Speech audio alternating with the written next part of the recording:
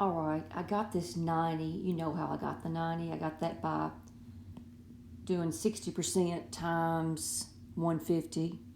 And the way I got 75, that was 50% of 150. And then the 45 was 30% of 150. That's how I got the 45. Now let's sum up. We know the total number of houses is 150.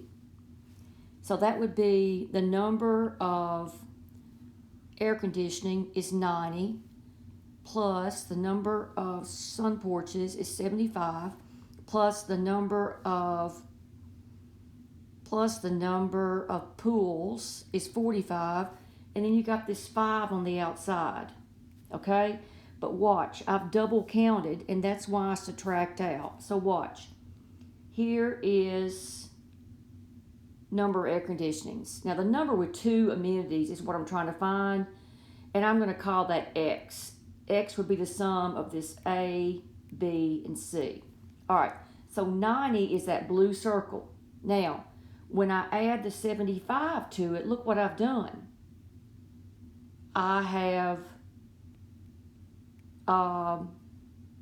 double counted that, right? And I've also double counted the 5. So I've counted and then when I sum in the number of swimming pools, I have double counted that 5 again. So that's why I've subtracted 10 here, okay? And then I'm subtracting out these, and I'm calling that X. And that equals the total number of houses. So I added the 90 plus 75 plus 45 minus 10 plus 5 and got 205. Brought down the negative X equal 150.